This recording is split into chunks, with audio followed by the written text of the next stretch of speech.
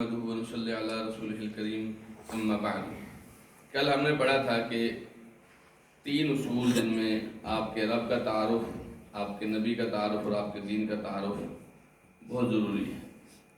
شیخ الاسلام محمد بن عبد الوہاب رحمہ اللہ فرماتے ہیں فَإِذَا قِيلَ لَكَ، اگر آپ سے وہ پوچھے من ربک، کہ تیرا رب کون ہے، فَقُلْ ربی اللہ، تو آپ نے کہنا ہے میرا رب اللہ ہے۔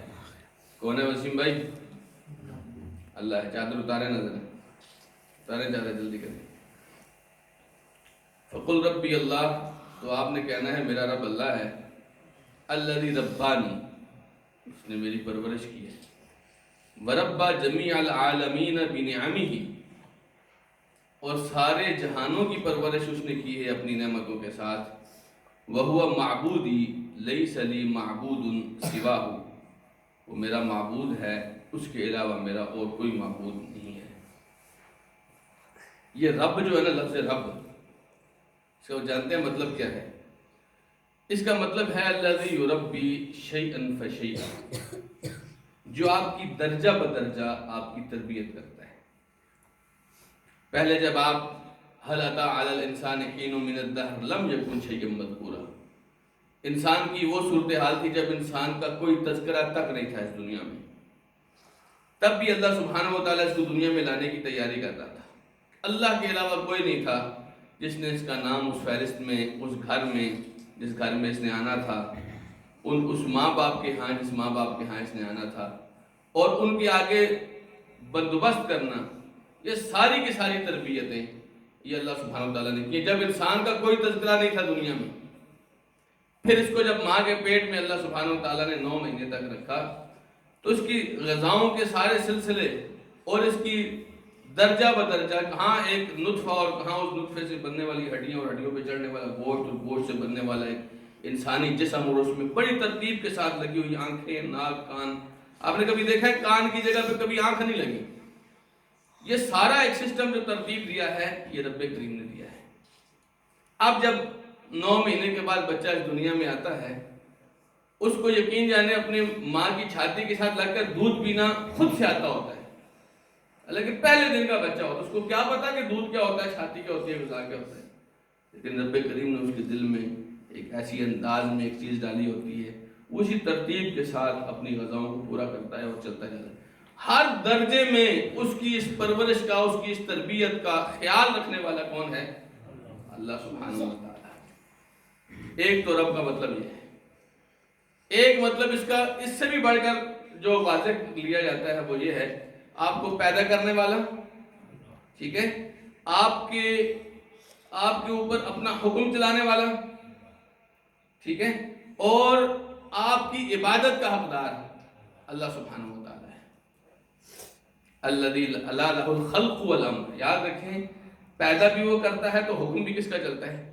اللہ سبحانہ و تعالیٰ۔ تو اس رب کریم نے مجھے پیدا بھی کیا، میری تربیت بھی کی، اور سب سے بڑھ کر اس نے مجھے اسلام کی طرف ہدایت دی۔ رسول اللہ صلی اللہ علیہ وسلم اور آپ کے صحابہ فرمایا کرتے تھے اللہم لولا انت مہتدینا، اللہ اگر تو نہ ہوتا تو ہم ہدایت کیسے پاتے؟ ہم ہدایت نہیں پا سکتے تھے۔ ولا صدقنا ولا صلینا، نہ ہم کوئی صدقہ کر سکتے ہوتے، نہ ہم تیرے رسول کی تصدیق کر سکتے ہوتے، نہ ہم نماز پڑھ سکتے اگر تو ہمیں ہدایت نہ دیتا۔ تو یہ اللہ سبحانہ و تعالیٰ کا فضل و کرم ہے کہ اس نے ہمیں اس طرح ہدایت بھی دی، راستے پر بھی چلایا۔ اب اتنا کچھ کرنے کے بعد بھی بندہ اس کی نہ شکری اور نہ قدری کرے تو یہ بندے کی طرف سے ایک ظلم ہے جو نہیں ہونا چاہیے۔ فرمایا کہ اس نے مجھے بھی پیدا کیا، اور صرف میں نے بلکہ سارے کے سارے جہانوں کو اس نے پیدا کیا۔ جہانوں کے 2 مطلب ہوتے ہیں۔ ایک مطلب تو یہ ہے کہ ہماری یہ ساری کائنات یہ ایک جہان ہے، جس میں آپ دیکھتے ہیں کہ بہت سارے ستارے ہیں، سیارے ہیں، زمین ہے، چاند ہیں، اور ان کا بڑا ایک نظام ہے، اس سارے کو ایک جہان کہا جاتا ہے۔ جی وہ حالی نے کہا تھا نا، نہیں ہے موقوف خلاقی تیری اس ایک دنیا پر، کیے ہیں ایسے ایسے سینکڑوں پیدا جہاں تو نے۔ اور یہ جو ایک نظام ہے ہمارا، اس طرح کے بے شمار جہان اللہ سبحانہ وتعالیٰ نے پیدا کیے، اس کا ہمیں علم نہیں ہے۔ تو سارے جہانوں کو اپنی نعمتوں کے ساتھ چلانے والا کون ہے؟ اللہ سبحانہ وتعالیٰ۔ اور ایک اس کا معنی یہ ہے کہ چرند پرند انسان جانور یہ سب الگ الگ جہان ہیں، اور ان سارے جہانوں کو بھی رزق دینے والا، پالنے والا، رہنمائی کرنے والا کون ہے؟ ایک اللہ سبحانہ وتعالیٰ۔ تو ایسا نہ کبھی سمجھے کہ اللہ تعالیٰ نے صرف مجھے ہی اتنے اہتمام کے ساتھ پیدا کیا، آپ جیسے سینکڑوں لاکھوں اربوں لوگوں کو اللہ سبحانہ وتعالیٰ نے اسی اہتمام کے ساتھ پیدا کیا۔ اس لیے اللہ سبحانہ وتعالیٰ اس بات کا حقدار ہے، میرا رب ہونے والا مالک اس بات کا حقدار ہے کہ وَهُوَ مَعْبُودِي لَيْسَ لِي مَعْبُودٌ سِوَاهُ، کہ میرا ماتھا صرف اس کے آگے جھکے، اس کے علاوہ کسی اور کے آگے نہ جھکے۔ میں راضی صرف اس کو کروں، اس کے علاوہ اس سے بڑھ کر میں کسی اور کو راضی نہ کروں۔ میں التجائیں دعائیں صرف اس سے کروں، اس کے علاوہ کسی اور سے نہ کروں۔ تو یہ میرے رب کا مجھ پر حق ہے، میرے اللہ سبحانہ وتعالیٰ کا میرے اوپر ڈیوٹی ہے کہ میں اس اللہ سبحانہ وتعالیٰ کی عبادت کروں اور اس کے علاوہ کسی اور کی نہ کروں۔ یہ اس کی ربوبیت کا حق ہے، کیونکہ جو اس نے مجھے پیدا کیا نا، اس کے علاوہ تو کسی نے پیدا نہیں کیا، پھر میں اس کے چھوڑ کو کسی اور کو معبود کیوں بناؤں؟ مجھے رزق کس نے دیا؟ اللہ نے دیا نا، میں اللہ کو چھوڑ کر کسی اور کا شکریہ کیوں ادا کروں؟ یہ کبھی بھی نہیں ہو سکتا۔ جو عقل مند لوگ ہیں اور جو باوقار لوگ ہیں، عزت والے لوگ ہیں، کبھی بھی اللہ سبحانہ وتعالیٰ کے حقوق میں اس طرح حق تلفی نہیں کریں گے۔ اور اس کی دلیل کیا ہے کہ اللہ سبحانہ وتعالیٰ سارے جہانوں کا رب ہے، فرمایا الحمدللہ رب العالمین۔ ایسے ہی ہے نا، اللہ سبحانہ وتعالیٰ تمام جہانوں کا رب ہے، تمام جہانوں کا۔ اور آپ کو پتہ ہے کہ انسان جو ہے، انسان بذات خود، بہت سارے مفسرین نے یہ بات لکھی ہے، انسان ذاتی طور پر عالم اصغر ہے، ذاتی طور پر۔ بہت سارے علماء نے لکھا ہے کہ جس طرح پوری کائنات کا نظام ہے، پوری کائنات کا نظام چھوٹے انداز میں اگر آپ نے دیکھنا ہے تو انسان کے اندر دیکھیں، پوری کائنات کا نظام اس کے اندر آپ کو ملے گا۔ یہ عالم اصغر ہے اور باقی کائنات عالم اکبر ہے، یعنی پوری کائنات میں جتنے سسٹم لگے ہوئے ہیں سارے کے سارے انسان کے اندر آپ کو ملیں گے۔ ٹھیک ہے، اللہ سبحانہ وتعالیٰ نے فرمایا وَفِي أَنفُسِكُمْ أَفَلَا تُبْصِرُونَ، تمہارے اندر میں نے نشانیاں رکھی ہیں اگر تم دیکھو تو۔ اس لیے فرمایا وَكُلُّ مَا سِوَى اللَّهِ عَالَمٌ وَأَنَا وَاحِدٌ مِّن ذَلِكَ الْعَالَمِ، اللہ کے علاوہ جتنا بھی کچھ ہے وہ سب ایک عالم ہے، اور اس عالم کے اندر سے میں ایک ادنا سا آدمی ہوں بس۔ آپ سوچ رہے ہیں کہ پھر رب کریم کتنی بڑی ذات ہوگی۔ میں نے کل پڑھا کہ اللہ سبحانہ وتعالیٰ کی ذات کتنی بڑی ہے، اس کا اندازہ ہم نہیں لگا سکتے۔ وہ اللہ اکبر کے اندر جو راز پنہا ہے کہ اللہ سب سے بڑا ہے، وہ کس سے بڑا ہے اس کا اندازہ ہم نہیں لگا سکتے۔ صرف ایک آپ کو ایک چھوٹی سی مثال دیتا ہوں۔ رسول اللہ صلی اللہ علیہ وسلم نے فرمایا کہ اللہ کے عرش کو اٹھانے والے ایک فرشتے کے کان کی لو سے، یہ کان کی لو یہاں سے لے کر کندھے تک کا فاصلہ 700 سال کا فاصلہ ہے۔ کتنا فاصلہ بنتا ہے؟ ہماری تو 2 انگلیاں بھی پوری نہیں آئیں گی، لیکن اللہ کے عرش کو اٹھانے والے فرشتوں میں سے ایک فرشتے کا کان کی لو سے کندھے تک کا فاصلہ 700 سال تک کا فاصلہ ہے۔ اتنی دیر آپ چلتے رہیں تو اتنا فاصلہ بنے گا اس فرشتے کا۔ اور فرمایا کہ وَيَحْمِلُ عَرْشَ رَبِّكَ فَوْقَهُمْ يَوْمَئِذٍ ثَمَانِيَةٌ، قیامت کے دن آپ کے رب کے عرش کو اس دن 8 فرشتوں نے اٹھایا ہوگا۔ تو آپ سوچیے ان ایک فرشتے کی جسامت کتنی ہوگی، اور 8 فرشتوں نے کی جسامت کتنی ہوگی، اور ان 8 فرشتوں نے جس وزن کے ساتھ اس عرش کو اٹھایا ہوگا اس کی جسامت کتنی ہوگی، اور اس عرش پر مستوی رب کریم کی کیا کیفیت ہے۔ اللہ سبحانہ وتعالیٰ کی کبریائی کی کوئی مثال نہیں ہے، اتنا بڑا ہے وہ رب، اور ہم اتنے چھوٹے سے ہو کے اسی کا کھا کے اسی کے خلاف ہم بغاوت کریں اور اس کے ساتھ شرک کریں، یہ ہمیں جچتا نہیں ہے۔ فَإِن قِيلَ لَكَ، اگر آپ سے کوئی کہے بِمَ عَرَفْتَ رَبَّكَ، آپ اپنے رب کو کیسے پہچانیں گے؟ ایک سوال ہے نا کہ آپ نے اپنے رب کو کیسے پہچانا؟ آپ کو کس نے کہا کہ وہ رب ہے؟ تو آپ اس کو جواب دیں گے فقل بآیاتہ، آپ کہیں گے اس کی آیات کے ساتھ، اس کی نشانیوں کے ساتھ۔ اس کی نشانیاں دیکھ کے ہمیں پتہ چلا کہ یہ ہمارا رب ہے، وہ مخلوقات ہی، اور اس کی مخلوقات دیکھ کر پتہ چلا وَمِنْ آیَاتِهِ اللَّيْلُ وَالنَّهَارُ وَالشَّمْسُ وَالْقَمَرُ، اور اس کی نشانیوں میں رات ہے، دن ہے، سورج ہے، چاند ہے، یہ اس کی نشانیاں ہیں۔ آپ اندازہ کریں جی، بالکل اچھا بھلا دن تھا، سارے لوگ اس دن میں اپنے اپنے ڈگر پہ اپنے اپنے کام کاج میں مصروف تھے، اچانک اللہ سبحانہ و تعالیٰ سورج کو حکم دیتا ہے، اور اللہ کے رسول صلی اللہ علیہ وسلم کی حدیث کے مطابق سورج رب کریم کے عرش کے نیچے جا کے سجدہ کرتا ہے۔ تو اللہ سبحانہ و تعالیٰ کے سجدے کے لیے سورج یہاں سے نکل جاتا ہے، ایک سکینت سی چھا جاتی ہے پوری دنیا کے اوپر، اور رات کا اندھیرا چھا جاتا ہے۔ اب لوگوں کے لیے ایک دوسرے کو دیکھنا بھی ممکن نہیں رہتا، ایسا اللہ سبحانہ و تعالیٰ نظام کرتے ہیں۔ اور اس رات کے اندھیرے میں رب کریم کے سامنے کسی آدمی کی آہوزاری بھی اللہ کو پہنچتی ہے، اور اس کے دل کی اندر کی آہیں بھی پہنچتی ہیں جو کسی کو سنائی بھی نہیں دیتی۔ اتنا کچھ تو اللہ سبحانہ و تعالیٰ کرتا ہے۔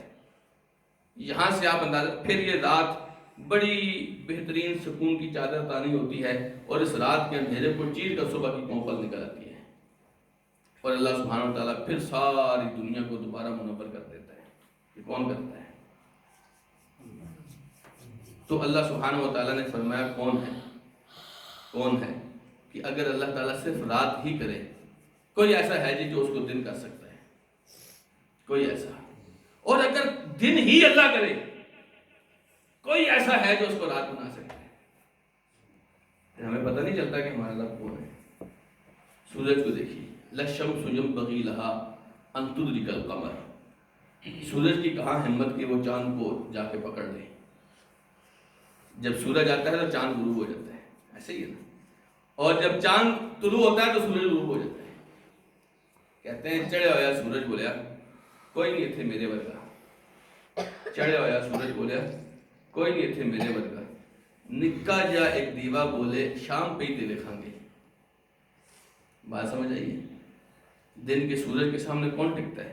آپ کی آنکھیں بھی اس کے سامنے پھر جاتی ہیں، لیکن شام کے ٹائم وہ غروب ہو جاتا ہے۔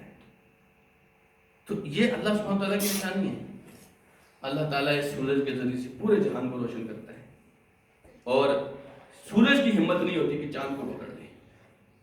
وَلَلَّيْلُ سَابِقُ النَّهَارِ، اور کبھی ایسا بھی نہیں ہوتا کہ رات کے میری مصروفیت ہے، آج میں دن سے پہلے ایک دفعہ اور گزارا کر کے چلی جاتی ہوں، رات دن 2 دفعہ آ جائے گا، ایسا نہیں ہوتا۔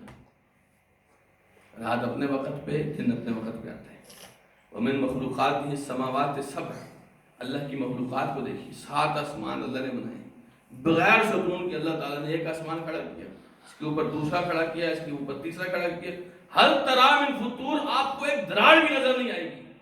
اور جانتے ہیں اس آسمان پہ وزن کتنا ہے؟ اللہ کے رسول صلی اللہ علیہ وسلم نے فرمایا اَتَّتِ السَّمَاءُ وَحُقَّ لَهَا أَن تَعِطَّ، ایک مرتبہ آپ نے فرمایا کہ آسمان چرچرا رہا ہے، جیسے لکڑی کی کرسی کے اوپر آپ بیٹھتے ہیں نا، وہ تھوڑا سا چرچراتی ہے، فرمایا آسمان ایسے چرچرا رہا ہے، اور اس کا حق بنتا ہے نہ چرچرائے، یہ آوازیں نکالنا اس کا حق بنتا ہے۔ کیوں جانتے ہیں؟ کیونکہ فرمایا کہ اس آسمان پر ایک بالش جگہ بھی ایسی نہیں ہے جہاں کوئی فرشتہ قیام کر رہا ہو، یا سجدہ نہ کر رہا ہو، یا رکوع نہ کر رہا ہو۔ ایک بالش جگہ بھی اس آسمان پر ایسی نہیں ہے، اور یہ ایک آسمان ہے، اس کے اوپر دوسرا اور تیسرا اور 7 آسمان اللہ تعالیٰ نے ایسے بنائے ہیں، اور زمینیں اللہ سبحانہ و تعالیٰ نے 7 بنائی ہیں، اور زمینوں کے اتنے سارے خزانے جس کے لیے انسان مرتے ہیں مرتے ہیں، یہ سارے اللہ نے بنائے ہیں۔ اور آسمان اور زمین کے درمیان سورج اور چاند کو لٹکایا کس نے ہے؟ بغیر کسی ڈوری کے، بغیر کسی سہارے کے۔ سورج اپنی جگہ پہ کھڑا رہتا ہے اور اپنے ایک مدار میں چلتا ہے، چاند اپنے ایک سسٹم میں چلتا ہے، اور ستارے اپنی اپنی جگہ پہ روزانہ آ کے اپنی ڈیوٹی کرتے ہیں اور چمکتے ہیں۔ یہ اللہ سبحانہ تعالیٰ کی نشانی ہے۔ آسمان اور زمین اور اس کے مابین جو کچھ بھی سب اللہ نے بنایا ہے، اور یہ آپ کو کہاں سے پتہ چلے گا؟ فرمایا وَمِنْ آیَاتِهِ اللَّيْلُ وَالنَّهَارُ وَالشَّمْسُ وَالْقَمَرُ، یہ اللہ کی نشانیاں ہیں۔ دن ہو گیا، رات ہو گیا، سورج ہو گیا، چاند ہو گیا۔ لَا تَسْجُدُوا لِلشَّمْسِ وَلَا لِلْقَمَرِ، اب تم سورج اور چاند کو تو سجدہ نہ کرو، تو اس کی نشانی ہے۔ یہ تو کسی کی طرف آپ کی رہنمائی کر رہی ہے، کسی کا آپ کو بتا رہی ہے، کسی کا راستہ دے رہی ہے آپ کو، یہ تو نشانی ہے۔ وَاسْجُدُوا لِلَّهِ، تم اللہ کو سجدہ کرو، الذی خلقہن، جس نے ان کو پیدا کیا ہے۔ اللہ نے ان کو پیدا کر کے آپ کے سامنے رکھا، آپ اس کے اوپر جھوکے اور اس پیدا کرنے والے کو چھوڑ دیا۔ وَاسْجُدُوا لِلَّهِ الَّذِي خَلَقَهُنَّ، تم اللہ کو سجدہ کرو جس نے ان کو پیدا کیا ہے۔ ان کنتم ایاہ تعبدون، اگر تم اس کی عبادت کرنا چاہتے ہو۔ کوئی یہ نہ کہے کہ میں سورج کو عبادت اس لیے کر رہا ہوں، یہ اللہ کی نشانی ہے، نہیں، تم اللہ کی عبادت کرنا چاہتے ہو تو پھر اللہ کو کرو، یہ تو اللہ کی نشانی ہے۔ فرمایا اللہ سبحانہ وتعالیٰ نے ان ربکم الذی خلق السماوات والارض فی ستۃ ایام، تمہارا رب وہ ہے جس نے آسمان اور زمین کو 6 دنوں میں پیدا کیا۔ ثم استوى علی العرش، پھر اپنے عرش پر مستوی ہوا۔ یغشی اللیل النہار، وہ دن کے اوپر رات کی چادر تان دیتا ہے۔ یطلبہ حثیثا، جب عصر کا وقت ہوتا ہے نا جی، عصر کا وقت، عصر کا وقت آپ کبھی بھی نوٹ کریں، عصر کے بعد مغرب آتے ہوئے کوئی ٹائم نہیں لگتا، باقی دن تھوڑا ٹھہر ٹھہر کے گزرتا ہے، لیکن عصر کا وقت گزرتے ہوئے کوئی ٹائم نہیں لگتا۔ اس لیے فرمایا یطلبہ حثیثا، یہ رات دن کو جلدی جلدی مانگتی ہے، جلدی جلدی گزروا دیتی ہے رات۔ جو ہی رات کا تھوڑا سا ایک اشارہ بھی آتا ہے تو یہ رات گزرنا شروع ہو جاتی ہے۔ اور آپ کو میں بتاؤں کہ رسول اللہ صلی اللہ علیہ وسلم نے اس امت کی مثال بھی ایسے ہی دی۔ آپ نے فرمایا اس امت کی مثال اور پہلی امتوں کی مثال ایسے ہے جیسے ایک مزدور نے، کسی آدمی نے کچھ مزدور رکھے، ان مزدوروں نے صبح سے لے کر ظہر تک کام کیا، ان سے کام مکمل نہیں ہوا، وہ کام چھوڑ کر چلے گئے۔ پھر اس آدمی نے دوبارہ مزدور رکھے، انہوں نے زور سے لے کر عصر تک کام کیا، ان سے بھی کام مکمل نہیں ہوا، وہ بھی چھوڑ کر چلے گئے۔ پھر اس آدمی نے مزدور رکھے، انہوں نے عصر سے لے کر مغرب تک کام کیا، فرمایا کام بھی مکمل کیا، مزدوری بھی پوری لی، اور فرمایا یہ جو تیسری قوم تھی نا یہ ہمیں اللہ تعالیٰ نے اتنی چھوٹی چھوٹی عمریں دی ہیں، نوح علیہ السلام کی 950 سال والی عمر نہیں دی، کون کر سکتا تھا ہم میں سے 950 سال ہی لگا ہی رہے اللہ تعالیٰ کی باتوں میں، اللہ کی توفیق نہ ہو تو کوئی آدمی نہیں کر سکتا۔ تو فرمایا ہماری مثال ایسے، فرمایا کہ جو رات ہے یہ دن کو ایسے مانگتی ہے، بہت جلدی جلدی مانگتی ہے۔ والشمس والقمر والنجوم مسخرات بامری، سورج دیکھو، چاند دیکھو، ستارے دیکھو، اس کے حکم کے نیچے مسخر ہے، اس کے کنٹرول میں ہے۔ الا لہ الخلق، سنو یہ سب پیدا بھی اللہ نے کیے، والامر، اور حکم بھی اسی کا چلتا ہے۔ تبارک اللہ رب العالمین، رب العالمین بہت برکتوں والا ہے۔ اسی طرح فرمایا والرب هو المعبود، یہاں ایک بات یہ بھی یاد رکھیے، رب کا کیا مطلب ہوتا ہے؟ رب کا ایک مطلب معبود ہوتا ہے، جو رب ہوتا ہے وہی معبود ہوتا ہے، جو رب ہوتا ہے وہی معبود ہوتا ہے۔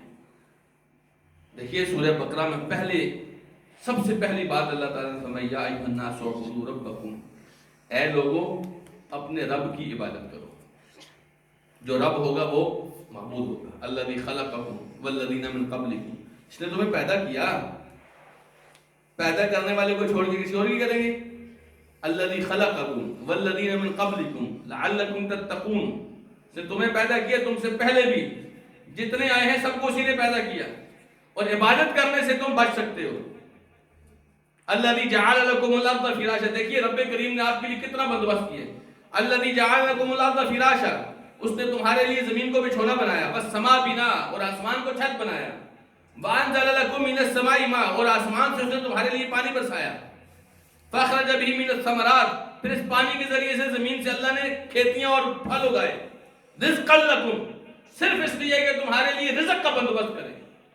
فلا تجعلوا للہ اندادا، اس لیے اللہ کے مقابلے میں اور کسی کو کھڑا مت کرو، انتم تعلمون، جبکہ تم جانتے بھی ہو، تمہیں اللہ کا تعارف بھی ہے، پھر بھی اللہ کے مقابلے میں لوگوں کو کھڑا کرتے ہو، ایسا نہیں ہے۔ امام ابن کثیر فرماتے ہیں الخالق لهذه الاشیاء هو المستحق للعبادہ، ان سب چیزوں کو پیدا کرنے والا خالق ہی اس بات کا مستحق ہے کہ عبادت کس کی جائے؟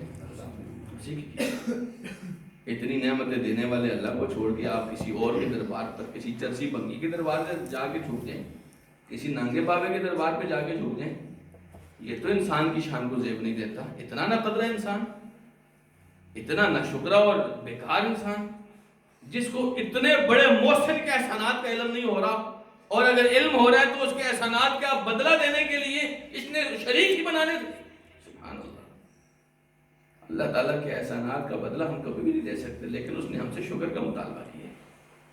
اس نے ہم سے ان تشکروا یرضہ لکم، شکر کرو گے تو تم سے خوش ہو جائے گا. اور کیا ایک غلام کو اور کیا چاہیے جب اس کا مالک خوش ہوتا ہو؟ کیا کوئی ایسا غلام بھی آپ کو اچھا لگے گا جو مالک کو صرف ناراض ہی کرے گا؟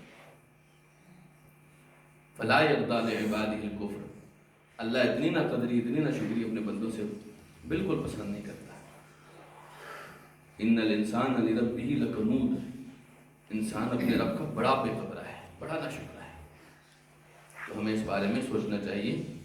جب ہمارا خالق رب پتہ چلا نا کون ہے، رب کریم نے ہمارے ساتھ کیا کیا معاملات کیے، اتنا کچھ پتہ چلنے کے بعد اگر ہم اللہ تعالیٰ کے ساتھ کسی غیر کا نام لیں تو میرے خیال میں ہماری انسانیت کے اوپر دھبا ہے، ہماری عقل کے اوپر دھبا ہے. اس کی بجائے ہمیں چاہیے ہم اس رب کے ساتھ کسی اور کو شریک نہیں، جب اس کے ساتھ کوئی اور ہے ہی نہیں. قرآن مجید میں اللہ سبحانہ و تعالیٰ نے فرمایا ارونی ماذا خلقوا من الارض، تم بتاؤ جس زمین پر تم رہتے ہو انہوں نے زمین کا کون سا حصہ بنایا ہے. ام لہم شرک فی السماوات، یا اتنا بتاؤ آسمان بنانے میں ان کی کوئی حصہ داری ہے؟ کچھ بھی تو نہیں ہے، صرف کسی اور کا کچھ بھی نہیں ہے. تو ہم کسی اور کی کیوں عبادت کریں؟ عبادت کس کی کریں گے جی؟ کس کی کریں گے بتائیں؟ اللہ سبحانہ وتعالی، اور اس کے ساتھ کسی اور کو شریک نہیں کریں گے. یقین جانیے اس نقطے کے اوپر اگر ہماری موت آ جائے سوائے جنت کے انشاءاللہ اور کوئی ٹھکانہ نہیں. اللہ تعالیٰ ہمیں ان لوگوں میں شامل کرے. جزاکم اللہ خیرا وآخر دعوانا ان الحمد للہ رب العالمین.